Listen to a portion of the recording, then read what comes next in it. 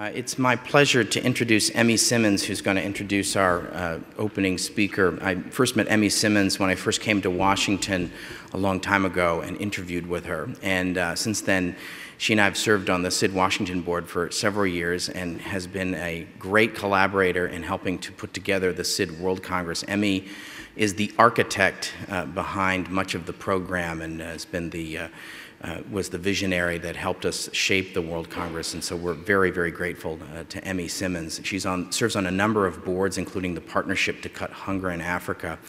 But in addition to that, she also is a great Green Bay Packers fan, so go Pack. Okay, Emmy, I'm going to hand the floor over to you.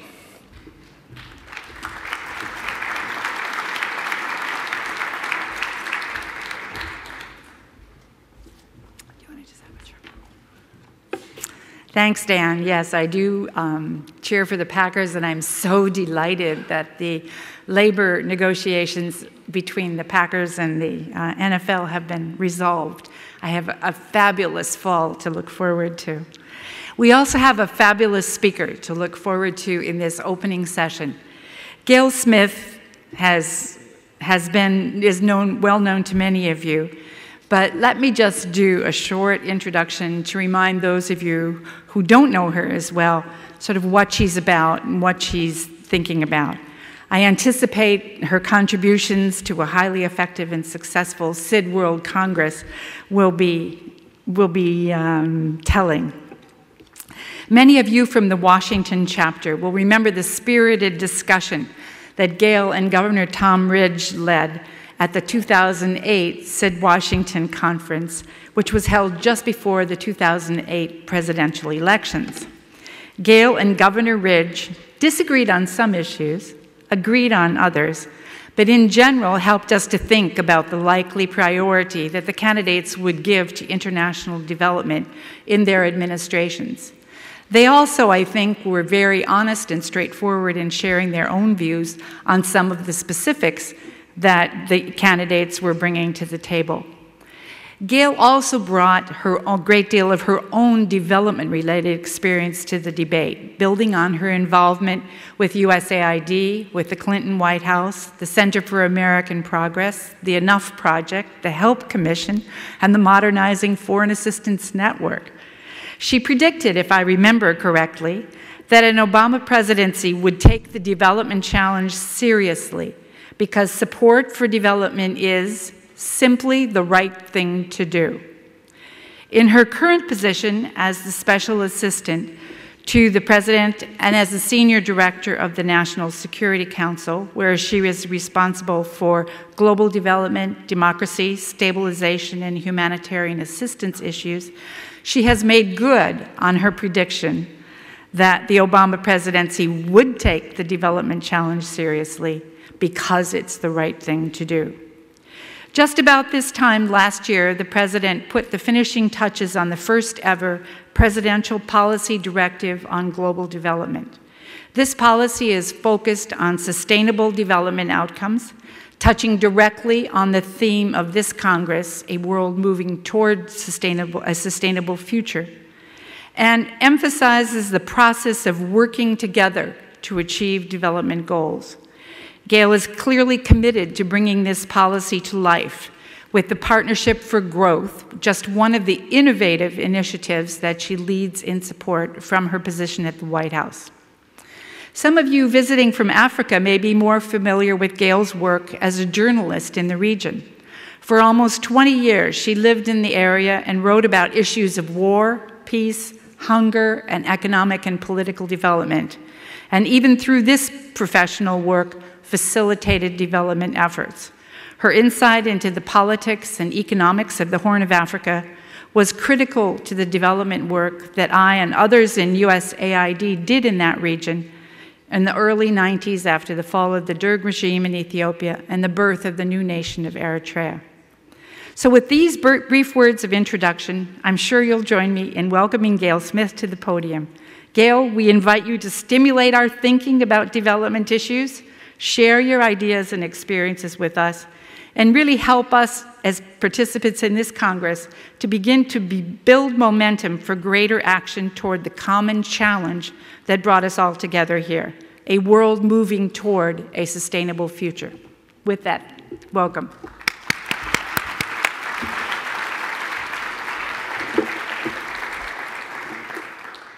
That was a very nice introduction. I was a little appalled at listening to it because it made me add up how old I am. And Emmy, I want to thank you personally. I met Emmy when I had the privilege of working at USAID, but also the privilege of being educated by so many of the career men and women who have built that agency over the years, Emmy being one of them. So thank you for the kind introduction, but also everything you've taught me. And thank you to all of you. One of the reasons that I am excited and determined when I get up in the morning to go do this wonderful job that I have is because we've got congregations like this of people with expertise, commitment, ability, and passion. And it makes a huge difference to what we're trying to do. So thank you for that, and congratulations on an extraordinary Congress. It's fantastic to see the people you brought together, Mr. President. It's a pleasure to see you again. So congratulations for that. Sustainability is the theme you all have talked about, and I'd like to organize my remarks around that principle. Starting with the premise that, as Jan Pronk just suggested, and Dan as well, in this moment of internationalness, which is now a word I will incorporate into my vocabulary, I think we're at a profoundly critical moment for development. On the upside, I think we have more leadership in the developing world than we have ever seen before. At the level of international institutions, governments, civil society, across the gamut, we are seeing the emergence of leaders who give meaning to that notion of country ownership by virtue of the fact that they are owning and leading. We also have more players in the game, and that's a great thing. As Dan pointed out, to make this work, assistance alone isn't going to do the trick. We have more donors. We have a private sector that has not only embraced social responsibility as corporate members of the community, but is increasingly understanding that development is critical to what they want to do. We have constituencies across this country and around the world that range across the political spectrum and across the professional spectrum. In our government, we have constituencies that are much deeper and broader than I have ever seen. Emmy mentioned the rollout of the President's policy directive on development last year, which he personally presented to the world at the United Nations. We also held an event in Washington to roll it out, which included our aid administrator, Raj Shah, the head of the MCC, Daniel Yohannes, the Secretaries of State, Treasury, and Defense. Development is important to the Obama administration. It's embraced in the national security strategy, and as Emmy said, we've presented the first ever policy directive from the President of the United States outlining our development priorities and approach. Why is it important? I think there are three key reasons, and you can't really disconnect these. One is it's obviously in our national security interests, and not just because it's a great counterforce to extremism, but also because it is the thing that builds that affirmative vision that encompasses hope and that gives people dignity. It's in our economic interests. We need and want a world that works economically, markets that function in all corners of the world, and it's in our interests morally. America is known for its generosity, its investments in people, and its willingness to partner. So how do we take all this going forward? I would think about sustainability in three ways. First is that funny issue that comes up in this city sometimes called politics. And what a political moment we're having. The politics of this, I think we all know it's tricky. For those of you who aren't from the United States, I think we often display this in public, but to give you a little bit of background, foreign aid as the proxy for our commitment to development has often been a political football. I know that when I was first at AID, with Emmy and Dick McCall and others, there was a huge, huge battle about whether it was worth the United States investing in the rest of the world. I think we then entered into a different moment where we started to build a very strong bipartisan, in fact, nonpartisan consensus. Emmy mentioned the event I did with Governor Tom Ridge, and while we did disagree on some things, one of the things we joked about afterwards is that that may have not been the best campaign event because we agreed on more than we disagreed on. And I think we've still got that foundation of bipartisan, in fact, nonpartisan commitment to development. I think at this time, for those of us in this country, there's nothing more important we can do than nurture that. And I think it's incumbent upon all of us to avoid the temptation to make this about politics and embrace the importance of making this about the fact that development is important for America, regardless of who sits in the White House. That's what will give us the sustainable foundation for the political support we need. The second thing about sustainability is at the centerpiece of the President's new development policy, and that is sustainable outcomes. The United States will, as we always have, do everything we can to alleviate poverty. But as we found in the 9-month study that involved multiple U.S. government agencies and preceded the issuing of the directive, we weren't doing quite as much that we could look back at and say it was really sustainable, that we were making investments that we could see 5, 10, 15 years later. So we put that at the centerpiece. We put also at the centerpiece sustainable economic growth.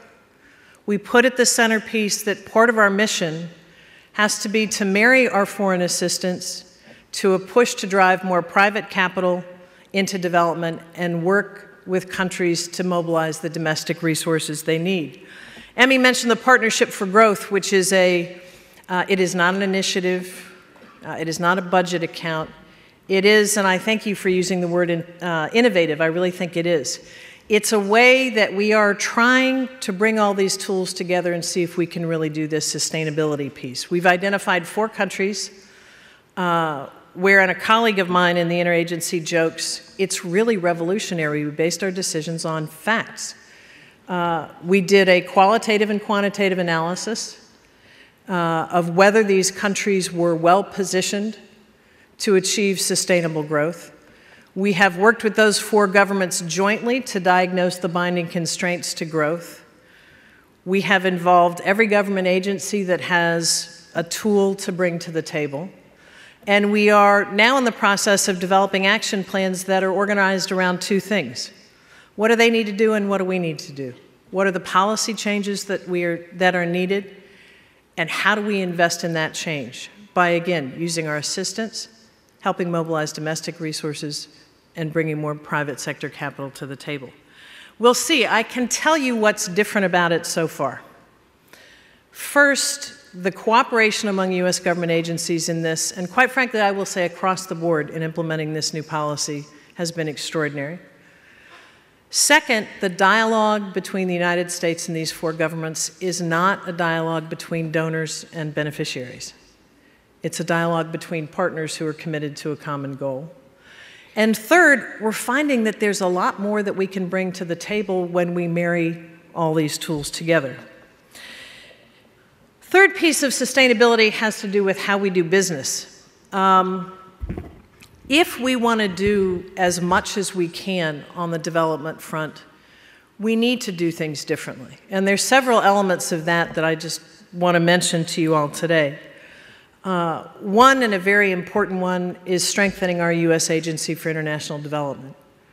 Over the years, often because it has been a football in the politics of Washington, sometimes because the importance of development wasn't understood, aid went through a really prolonged period of externally motivated decline. It didn't receive the funding it should have. There were times that it was thought politically expedient to cut its operating expenses. It's kind of hard to run a development agency when you can't operate. And it was over time disempowered. I think we've seen in the rebuilding and strengthening of AID remarkable progress. It is becoming a leader across the interagency in bringing data and analysis back to the mix, to introducing, mainstreaming, and institutionalizing innovation, to collaborating with other agencies, and to being back in the game as a modern, robust, and capable development agency. We have more to do, but I will tell you, as somebody who was educated on the working of my government by, my first job in government was working at USAID. It's something I'm very proud of, and it's something that we're absolutely committed to continuing. The other thing is bringing all these other agencies to bear. We have USAID, we have the Millennium Challenge Corporation, we have a Treasury Department that engages with the MDBs, the World Bank and the IMF. We have a Commerce Department. We have OPIC, EXIM, the Trade and Development Agency, the Peace Corps, the Department of Labor, the Department of Health, the Department of Agriculture. All of these agencies, because our economy is indeed global, are somehow engaged in that global economy. And they bring extraordinary tools to the table. I think through the Global Development Policy Committee we established at the President's direction, we are finding ways to bring those things together. We are also finding ways to cooperate more and better with partners. Clear recognition on our part, none of us can do this alone. So what does that mean in terms of collaboration?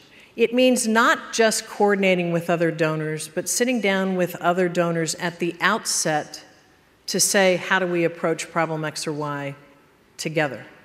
It means reaching out more and more often to non-traditional donors, some of whom don't bring assistance to the game, they bring technical assistance to the game, but are growing in number and diversity in ways that are extremely powerful. It means collaborating with the private sector, not only as an investor of private capital, but as a part of the development architecture that has unique skills and capabilities. Our foundation community in this country continues to grow and expand its commitment to development, and our NGO community continues to grow, to expand policy heft, and to give us additional tools. So we are working much more deliberately to say at the outset of our approach to a given development challenge, who all needs to be in the room? And what's the division of labor among us? The third thing that I think is most critical about what we're bringing to the mix is a much greater reliance on data, analysis, and facts. I think that development is clearly an aspiration. I think there are a lot of people who still think that's pretty much all that it is. Everybody in this room knows that it's also a discipline, that we know what works, we know what doesn't work, and we can make informed choices. We can go to scale where things work, and we should stop doing those things that don't work. Again, this is one of the things that's hard to see on the outside, but I cannot describe to you the shift in the way we're approaching things in this regard. That meetings and discussions begin with multiple agencies, increasingly in the business of sitting down and saying, here's our objective, and here are the facts. We're building analysis in across the spectrum, and it's really our hope and aspiration that we can really get to the forefront of leading our development efforts with something the President referenced in the policy directive, which is we need to drive our policy with evidence of impact. Ultimately, impact is what it's all about. We are committed as we can be to achieving greater and more sustainable impact. And as I close, I just want to come back to two things. I think on the challenging side, this is a tough moment. There's more demand for development than we've ever seen. The Arab Spring, a growing number of weak and failing states, the additions of climate change and resource scarcity to our understanding of the challenge. We have a global economy that is moving, changing very, very quickly in ways that are positive and negative, and we've got politics. But what we've also got is commitment, knowledge, the players to get the job done, and the people most important who are at the heart of this, ready, able, and willing. So I would like to thank all of you for everything you're doing, restate our commitment to working with you in any way that we can, and just reinforce how important it is to show the government here, the world, the American people, our media, that there is such a well-informed, committed constituency here for development that not only believes it, but is doing it as well as all of you are. So thank you very much.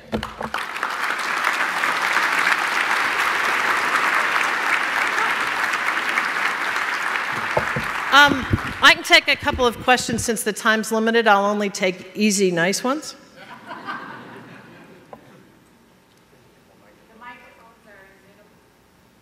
And Emmy, I'll just look to you to throw something at me when I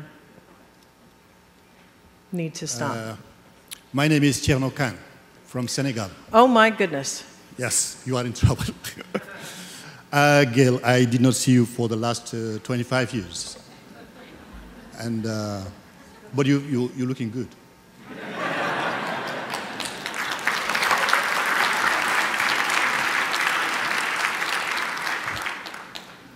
Gayle, I just left the UNDP, and after 25 years of going all around concerning development, I just have one question. In fact, I'm going to quote Wolfgang Sachs, who says, I quote, January 20, 1999, the wind and snow raged on Pennsylvania Avenue, which runs from White House to the Capitol, when in his inaugural address before Congress, President Truman called most of the world regions underdeveloped.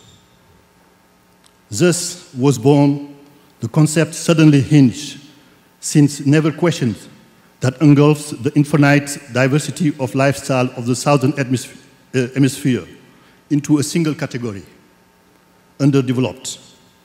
By the same token, and for the first time, an important political scene aroses a new world that all people of the world should follow the same paths and aspire to a single goal, development.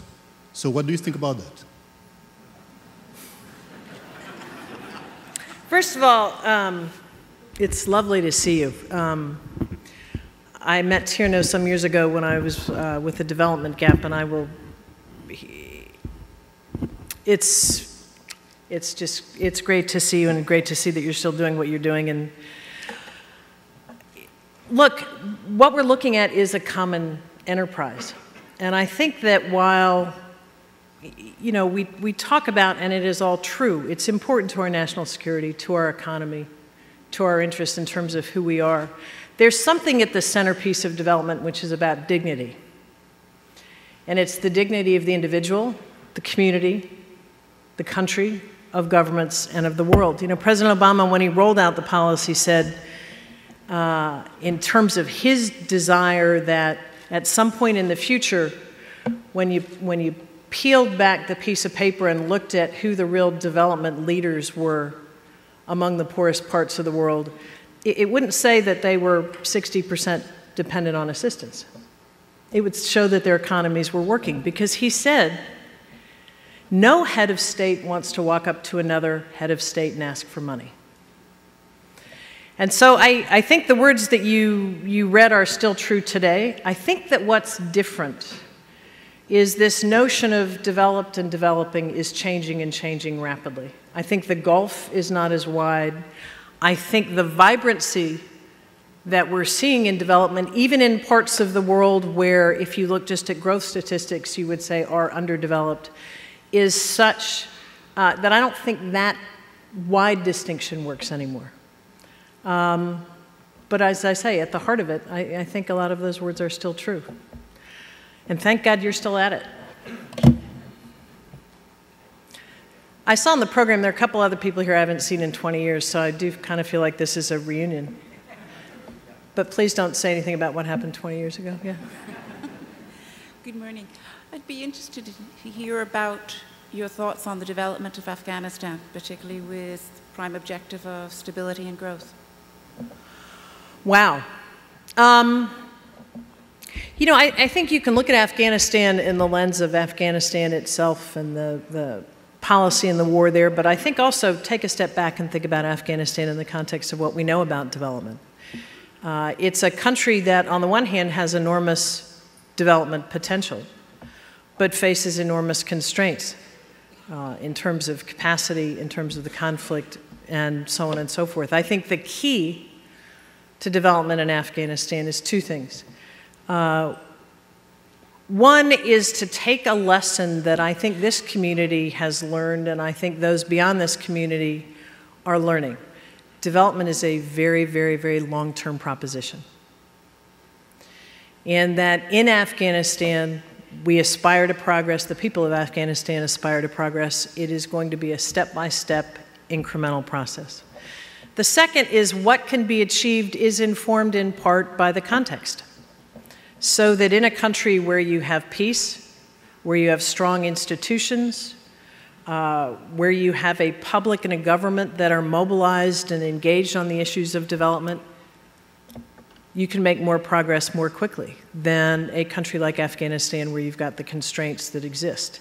I think it's a mission that is necessary for all of us. I do think it's a mission that is different in terms of how it'll unfold and the way we need to pursue it than, again, the way one would approach a development strategy in a country that, again, is not at war. Thank you.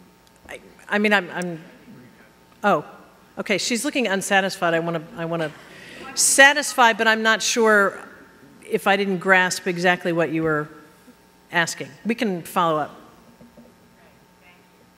Thank you, Gayle. Thank you.